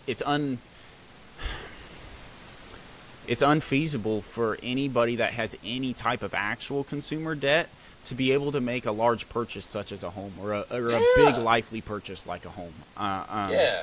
Oh, dude, if you tell that to somebody that's over 40 years old, they'll fucking smack you. They'll be like, well, you fucking... Yeah. Have you ever tried telling that to somebody that's 40 plus? They're like, oh, it's so hard to buy a home now. They look at you like you got a dick growing out of your forehead, dude. They're like, what the fuck do you mean? You can fucking just work a couple more hours. Like, you fuck yourself. Yeah. Why don't you try to do that? Yeah. You could do that. Nah, I'm right there with you, dude. Yeah, I am 100%, man. Anybody that has that mentality, it just, I don't know. No, that's just a whole separate thing. I fucking hate the old person. Well, it's not that bad. Like, yeah, it's not that bad for you, and it wasn't that bad for you when you were my age. Like, fuck right off. I don't care how bad you want to tell me it is or isn't. Yeah. I'm here living it. Yeah. Like, I'm not ignorant. Like, I pay very close attention to these things, at least for a personal standpoint, mainly just for myself and for faith. So I'm not taking these decisions lightly, and I'm not taking the information lightly. And I understand that, like, wow, yeah, I missed my chance. 4 years ago was the time to buy a home. But 4 years ago, I was in college. I was not ready to buy a home. I was in no state of mind to be at that point. And the fact that I am now, but I'm unable to for reasons outside of just, my own control. Mainly, I don't want to put myself into debt that I can't get myself out of, or that's not worth it. Like, everybody on any purchase you should do a cost evaluation and really see, is it worth it overall, and at least purchases over $1,000, because if you're an average person that makes anything under $50 a year, then your money matters to you, and every penny really does go somewhere. And if it's for things such as entertainment or livelihoods, like, make sure it's worth it. So yeah, it's just, so yeah, they can just fuck themselves. I hate them and their interest rates. They're actually stupid. Just a few more things. Their climate smart farming is retarded. Their climate to lower the who's that? Everybody, the Democratic Party. Okay. I got mixed up for a second. Yeah, Joe Biden's climate smart farming. I think that's absolutely stupid. He's basically saying, "Hey, don't farm naturally. Make sure that you farm and make all your food really shitty, but really cheap. And make sure you mass produce them shits, brother." And then they've let in 15 million plus illegal aliens in the country, and the increase in violence across the country is absolutely ridiculous and something that I'm not a fan of. So I know that there's a lot of positives that he's done. As I've said, I just haven't found them, but those are the negatives that I have stuck with because they're the ones that have affected my life in some way, whether it's I've been bombarded with conversations about these topics or I personally feel the impacts of each of these decisions that they've made. Each one is representation of just what I'm thinking about on a daily basis and what I care about whenever it comes to political decisions. Yeah. I'll sprinkle in a little bit of input there. I'm going to circle back to what you first said. Yeah. What you first said about fucking, because what you first said is about why that particular group lost. And my opinion is why they lost is lack of I don't want to say lack of campaigning, improper campaigning. Yeah. Well, it was not nearly enough of, hey, we're going to do this, we're going to do this, we're going to do this. It was, fuck that guy. It was an unbalanced campaign. The whole campaign was, fuck that guy. And it was like, well, cool, like, sure, but what are you going to do? Yeah. You know what I mean? Like, sure, that guy is not all there. He might not be the brightest bulb in the fucking box, but... what are you gonna do? Yeah, what are you gonna do other than fuck that guy? What are you gonna do for me? You know what I mean? And that's my biggest thing, and that's why I say, like, I didn't vote for Trump. I voted for the people that he surrounded himself with, because he stated multiple times, I didn't know what I was doing as much the first time. This time I do, and I'm surrounding myself with people that are professionals. And he said this job's hard as fuck. I'm gonna get some guys that know how to do this. Yeah, basically. But I guess basically, all in all, what I was getting from my little input is don't be an asshole. Yeah. Whether you're in politics or whether you're in literally anything else, if your whole push forward is fuck this person or fuck that person, you ain't getting fucking nowhere. Yep. Stop doing it. Stop doing it. I also don't like people. You know what saying fuck them gets me? Nothing. Yeah. Fucking just fuck. But it doesn't. Forget about it. Forget about it. I only care about the shit that affects you. Exactly. Yeah.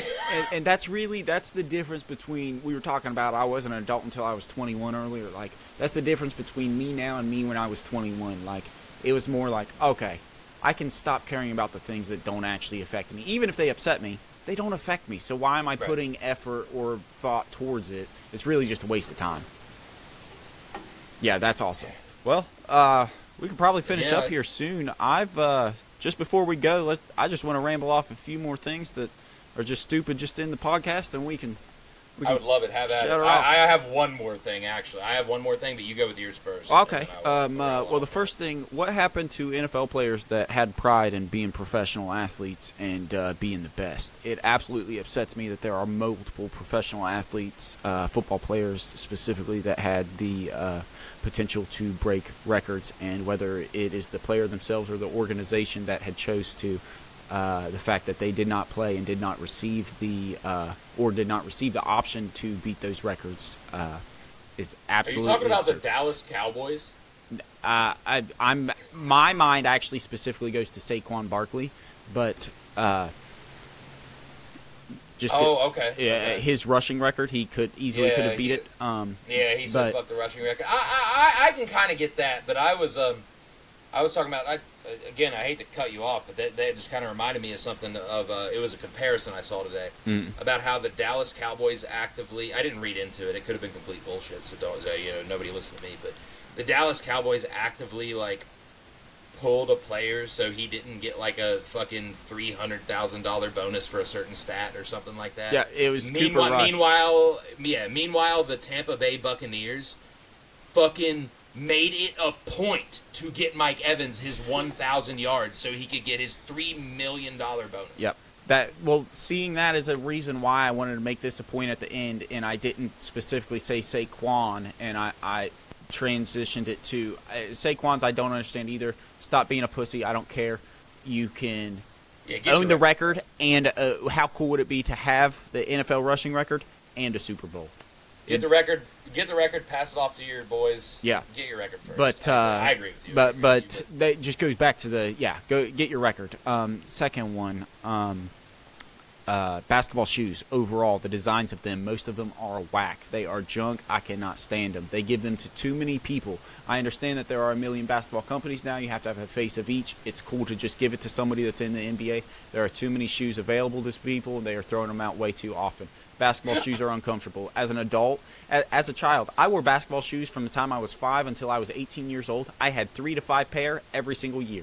I bought them myself all the time on top of what my parents bought me. Now, as an adult, I don't fucking wear a pair because they're uncomfortable, they're bulky, and they're just ridiculous. And I wear running shoes, yes, dude. Running shoes, comfortable shoes. I wear barefoot shoes. I wear dress shoes. I'll wear anything but basketball shoes, oddly enough. I wore boots today. Snowy outside, you know. Third thing, let's go. East Bay magazines, bring that shit back. I miss them 100%. Those were the best type. I didn't want to order that thing. I'll order 2 things out of there, but I promise you guys, I am circling 150. I want them all. In my mind, I'll look at that whole thing today. In my mind, I have them circled. I have every outfit picked out. I've got my shoes to go with it. East Bay, please bring back your magazine. And my last but not least has to do with some scented toys. What the fuck is up with squishy, farty glue and Play-Doh being scented? Hershey's, so Hershey's and Reese's currently have a partnership with Play-Doh to have scented Play-Doh. Why the fuck is that? That is the most dumb and retarded thing in the world. You literally say, do not eat, and you're going to make it edible for children? Yeah, dude, my little fat ass when I was a kid, I would have been, that thing smells like chocolate, it looks like chocolate, it's chocolate. You know what I mean? The reason I say the goo, because that like fart goo that you can just put your hand in or whatever. Yeah. Okay, I was over at my grandma's for Christmas this last weekend, and there was some laying on the table, and it was cotton candy flavored. And I promise you, this shit smelled better than a snow cone. Like flavored is awesome. I like that you use the word flavored because oh, that just pops into my mind. But yeah, that's just absolutely ridiculous. I can't stand it. And I said it was my last thing, but it's not my last thing. My last thing is what happened to price checkers at Walmart's. I am somebody that is white trash, and because I'm white trash, I shop at a Walmart. And because I shop at a Walmart, I want to price check some things because I buy everything from toys to clothes to golf. Well, I don't buy clothes there. I buy toys to golf balls to baby's clothes to a lot of candy. I need to check that price of my Legos all the time. I just bought a $30 Lego set. I thought it was $13. Bullcrap. Price checkers, please. Fuckers. Yeah. All right. Yeah, I hear that. I agree with you. The only things that I have to sprinkle in here, I'll save one of them for next week because I don't know how to sprinkle it in here without sounding like a bag of shit. But I will sprinkle it in next week so there's a little bit of context. But the only things I do have to say are shouts out to Pheonix Suns ownership. Hats off to you guys. Yes, sir. For specifically Matt and Justin and anybody else involved. Not this Justin, other Justin. Shouts out to this Justin too. He's pretty cool. Yes, sir. But shouts out to the other Justin and this Matt with 1 T. And shout out to the Pheonix Suns. And I hope you guys lose in the finals to the Cavs. And I feel like there was one more thing and it skipped my mind, but it was pretty good. But yeah, shouts out to Matt and Justin. Don't be a piece of shit. And I guess shouts out to the other Justin that just gave up his job in Canada. Yeah, thank you for doing that. Yeah, whether I like the guy or not, he's unemployed. So prayers for other Justin, third Justin, Canada Justin. So yeah, that's how about put a wrap on this one, and then I'll ring the final bell. All right. So ding ding. Yes, sir. We'll see you later. That's it, boys.